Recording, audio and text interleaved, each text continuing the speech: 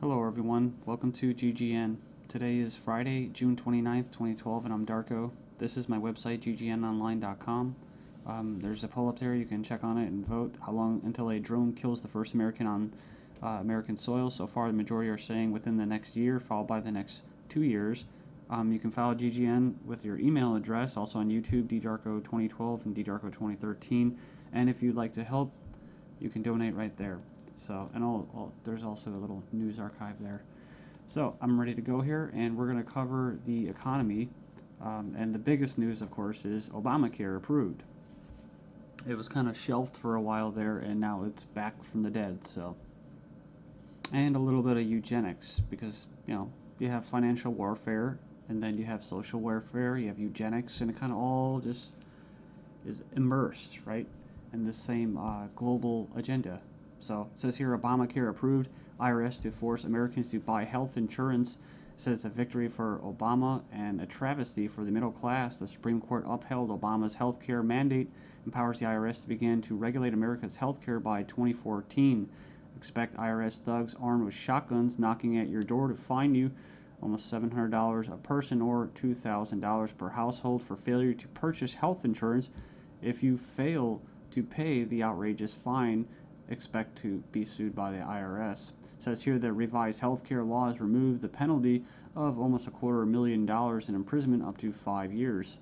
It says here this ruling allows the federal government to force citizens to enter a contract with private corporations to buy health insurance. This is happening just days before the 4th of July, when Americans won its independence from British tyranny, and now we face the same tyranny today. It says here by 2014, all Americans will have to submit or face being fined and sued by the Internal Revenue Service.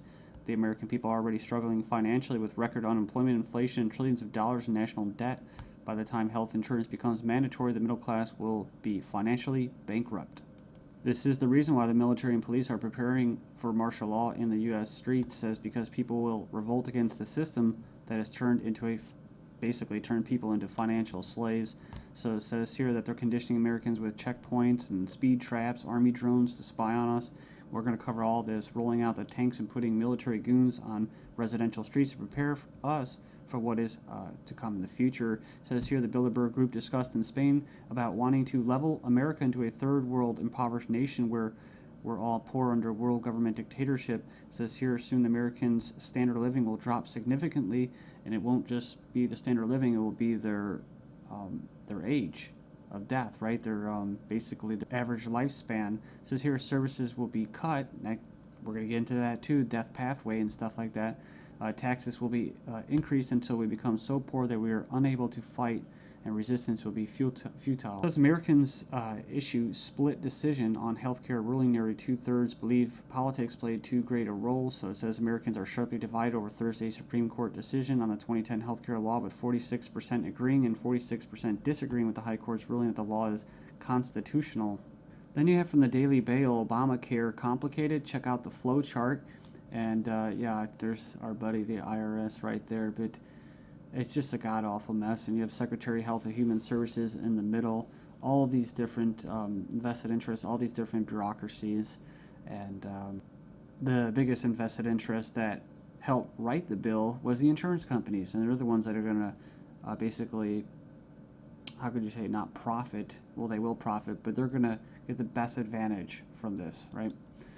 And if you would like an anarchist perspective on the whole Obamacare thing, I think Stefan Molyneux did a pretty good analysis of this. I think he held back a lot. I think he's gone over it and made his point so many times, his argument, that he was actually kind of just laid back about it. So it's kind of nice. It's 18 minutes, not too long. The truth about Obamacare, yes, it's even worse than you think. And right here in the description, he puts in there the 6 facts that he presents in his argument. So fact 1, there is no law in the U.S. anymore. Basically what he's saying is that if they could just do anything, then there's no law, right? And it's tricky because, in quote, in a stateless society, there would be what? No law. Well, there would still be common law. See, this isn't common law. This is political law. That's why you have pigs, political law enforcement, and the like that are going to be enforcing this, federal agents and that. So in other words, what he's saying is that you might as well just have no government, because right here you have a dictatorship with, quote, laws, right? They have laws that basically write in a dictatorship. So we have here Obamacare is an admission that all previous government health care programs have failed. So, and this is true. I remember the recording, about Nixon and stuff like that, getting people on Medicaid. It doesn't really matter whether it's good or not. And in fact, costs have already doubled from initial estimates, and that's usually how it works. As soon as this gets closer to fruition, oh yeah, some hidden costs. Sorry, guys. Fact 4, 70% plus of healthcare issues result from individual choice.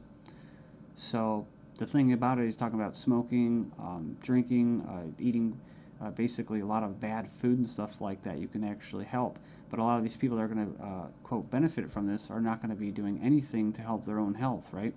So it says here the inability to discriminate on pre-existing conditions is an essential driver of healthcare cost. So I think what he's saying there is it's not very free market. It says here that the fines for non-compliance are destined to rise enormously. We have 15 reasons why the Obamacare decision is a mind-blowing disaster for America. It was actually, it says here it was voted 5-4 decision to uphold the vote. And it says here, the bill, it says here the swing vote was Chief Justice John Roberts, who was appointed by George Bush, W. Bush.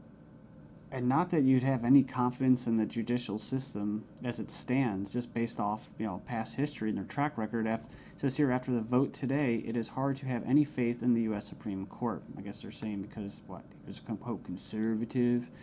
According to the Supreme Court, the federal government has the power to force you to buy private goods and services. And it goes on and says here that it's another step away from individual liberty, another step towards a nanny state. I hate that word. But it says here IRS is now going to be given the task of hunting down and penalizing Americans. And it says here, in fact, the Obama administration has given the IRS $500 million extra outside the normal appropriation process to help them enforce the provisions of Obamacare they're in charge of overseeing. It imposes more than 20 new taxes on the American people. And you can click the link there. If you click the title of this article, you can find it and check it out. So